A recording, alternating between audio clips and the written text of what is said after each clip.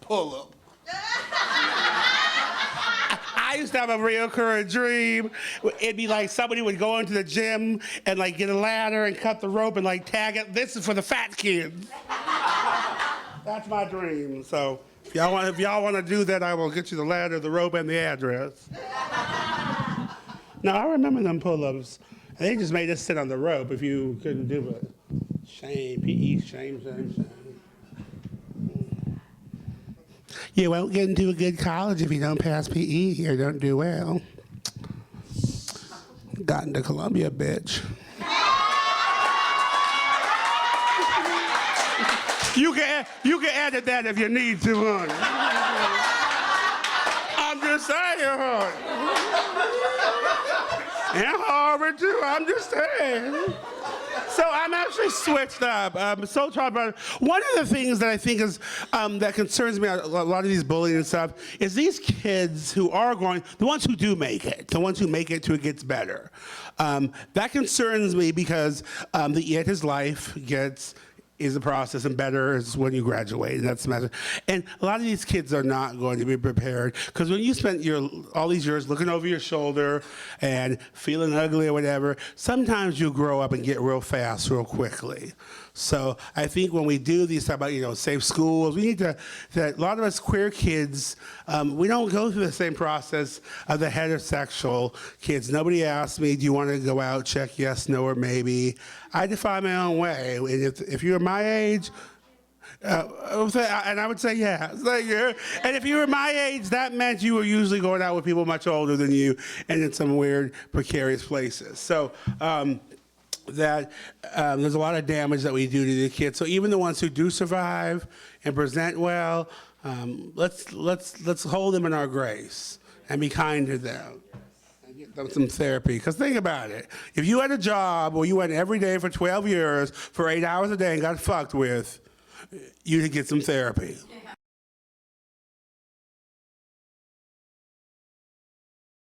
I was 15 and a half years old, and my church youth group was returning from a Billy Graham crusade. Rather than take the freeway, the youth pastor decided to drive through the downtown part of town. The stated purpose? To show us what happens to people who stray too far from God. Our guided tour included seeing where the junkies, homeless, and prostitutes hung out. I was less than impressed, but not unsympathetic. I really just wanted to get home. After all, it was Friday and Dallas would be on shortly. That is until the pastor pointed and said the 7 words that would change my life. That is where the homosexuals hang out. Suddenly, JR and Sue Ellen could wait. I quickly noted the cross streets above this neon sign above the establishment and silently repeated them over and over, afraid I would forget. I didn't forget. In fact, the next evening I called information. It was free back then, and got the number. It turned out to be a restaurant in Gay Bar, and I made plans to go there the coming weekend. I must have walked around that block 10 times before I went in, sat at the counter, and ordered a Sprite from a very tall woman with a large Adam's apple. I remember asking her where the bathroom was. She pointed and said, go past the bar and take a ride at the payphone. But before taking that ride, I would pick up that payphone, not to call anybody, just to memorize its number. I would call that number several times, usually hanging up before anyone answered. One day, someone did answer. He gave me his home number, and we agreed to meet. It was a crisp October evening. On the horizon, thick blankets of fog and shame waited to roll in. We'd agreed to meet at the local pizzeria. He described himself as white, mid-30s, and attractive. I told him I'd be standing by the pipe organ wearing peach.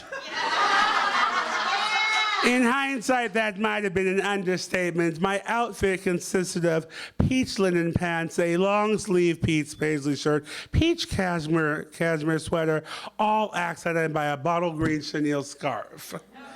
Fierce. We drove in silence, and after a while, his hand found its way to my inner thigh. I like that. When we finally stopped and parked behind Swanson Salvage and Junkyard, I was starting to sweat heavily. Afraid of staining the aforementioned ensemble, I rolled down the window and took off my cashmere sweater and chenille scarf. When I turned back, he leaned in and kissed me. His kiss was more natural than water, making my whole body quiver with delight. Well, the next thing I know, we had somehow maneuvered over the gear shift and landed gracelessly in the cramped back seat of his Datsun B210.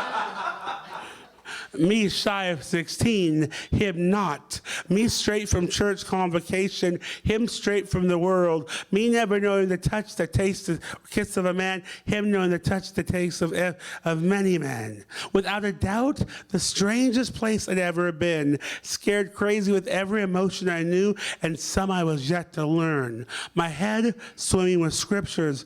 Cleanse me, Lord, make me white as snow. My body swimming with desires. Touch me, hold me, make me beautiful.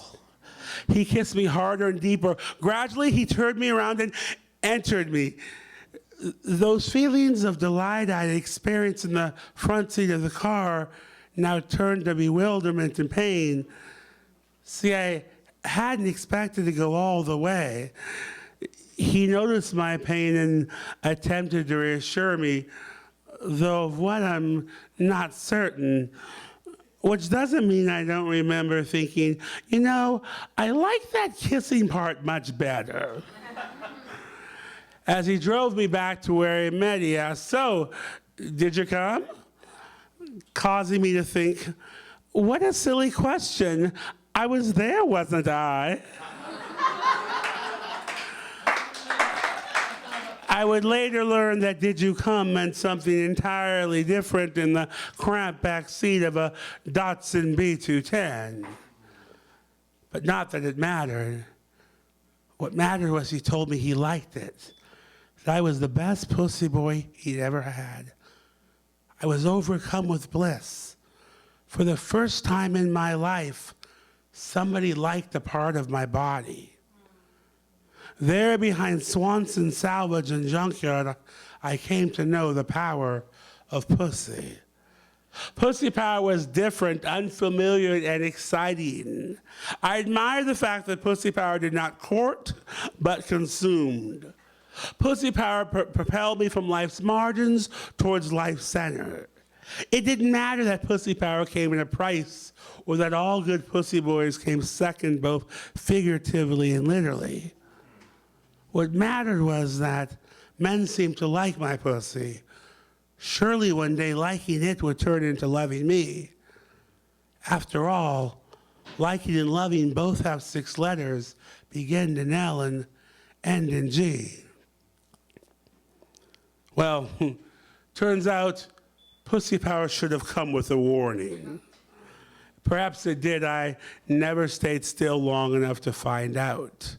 I was so intent on finding my self-worth, identity, and yes, even comfort in a man, that I failed to realize that pussy power was not self-determined. My market value was set long before I entered the picture. Nor was pussy power fixed and stable. Rather, it fluctuated and was based on current and foreseeable trends such as addictions, afflictions, poverty, and illiteracy. Moreover, there are no private or governmental organization subsidies for depreciated pussy.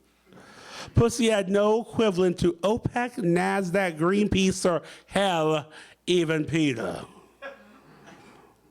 All of which made banking on the power of pussy speculative at best and fraught with a high degree of risk.